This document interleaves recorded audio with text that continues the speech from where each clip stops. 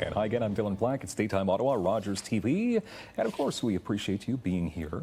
Ottawa Therapy Dogs serves the diverse needs of vulnerable community members. And we're going to find out more about this great organization and how you can help right now as we say hello to Dona Bowers. Nice to have you here. Thank you.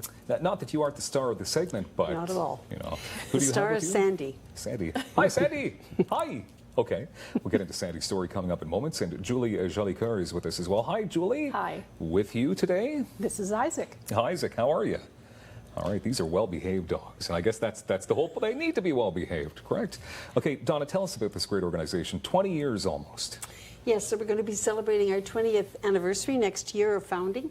So Ottawa Therapy Dogs is a group of teams of dogs. So owners, handlers with their dogs are a team. There's about 65 teams.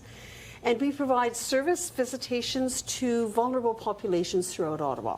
So you'll find us in healthcare facilities, hospitals, a lot of them at CHIO.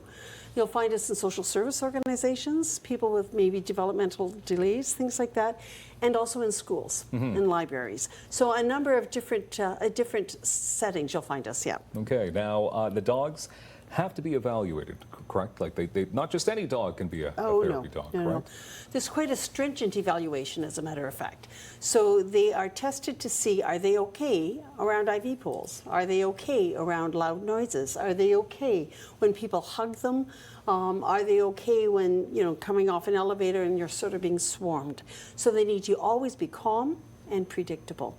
And so the evaluation is quite stringent, and only those who pass the evaluation then go on to be matched with different facilities. Do you know, and I know this is maybe unfair to throw this number at you, or question at you, how many people have been affected by therapy dogs throughout the 20 years? That would be such a hard thing to evaluate, because we have so many facilities. And the other thing is dogs come and go, so we don't always have the same number, same number of teams in service. But I think the answer is lots and lots. Lots and lots and lots. Which is an amazing thing.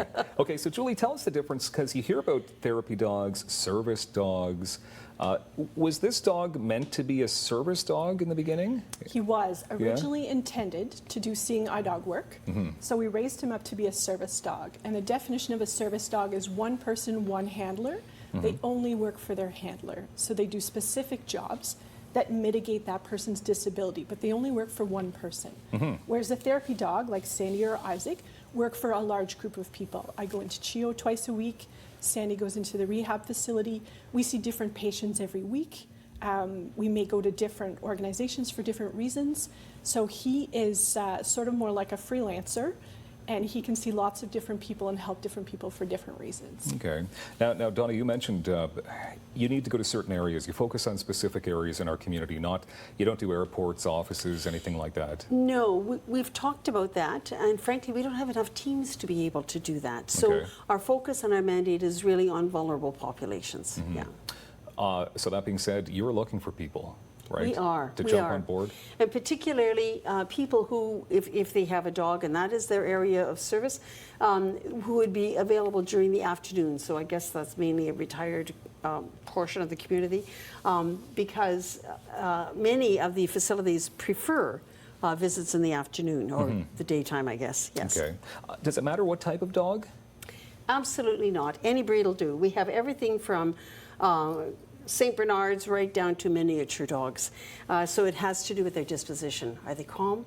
Are they friendly? That's it. We see pictures right now of Sandy and Isaac, and people bringing smiles to their faces, obviously. Can I ask you about that, Julie? When you see the dog go towards somebody who's vulnerable, somebody who needs a smile, like, do they just light up, the people? It's to watch it is truly to watch a miracle happen. So I used to be a paramedic here in the city. I'm no longer medically able to work.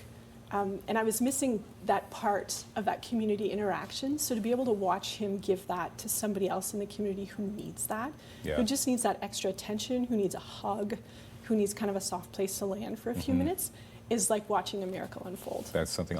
So Isaac lives with you, correct? He does. He's one of our 3 dogs. You get that miracle day, all Every day, day. all night. That's a fun thing. How can people help outside of being volunteers?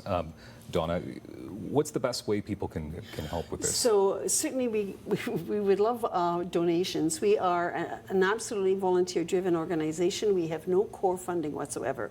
So we're very much dependent on people's generosity with us, which we're really grateful for. We have a board of directors. We're always looking for people who would be interested in serving on the board. And we do have different events that we would love to be having volunteers to kind of help us out with. Okay. Yes. Can I ask you as well, as far as therapy dogs are concerned, when the OC Transpo crash happened in the winter, you were a part of that as well, weren't you? Yes, we were explicitly asked to go in, and I went in with Sandy to the ICU unit at the Civic after the crash and visited a number of the different victims of that terrible accident. And then we subsequently visited them in the trauma unit, also at the Civic.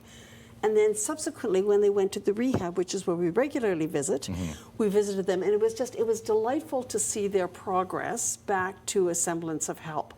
He is an amputee, so a number of these people for the crash were also amputees, and they're learning to kind of walk again with prostheses and stuff like that. And they kind of claimed them as, their amp. I mean, they were Really? So it was kind of neat. Something. That's It was quite a very story. neat, yeah. Julie, tell us what the READ program is about.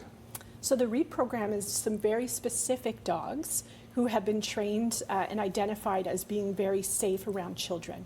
So they've done an extra level of testing around kids to ensure that they're able to interact with kids in a really safe and predictable manner. So those dogs are going into libraries and schools and working on boosting reading with kids who are struggling. So they've been identified by their teaching staff as needing an extra boost. And the dog provides them with a non-judgmental ear. The dog doesn't care how fast they read, how they pronounce the words, but the dog allows them to just relax a bit and get that flow back again and get some confidence. That's something. These dogs are so well behaved. It's beautiful. It was lovely television here today. Donna, Julie, Sandy, Isaac, thank you very much for being here. Great job. Thank you for inviting There you us. go. OttawaTherapyDogs.ca. More daytime coming up.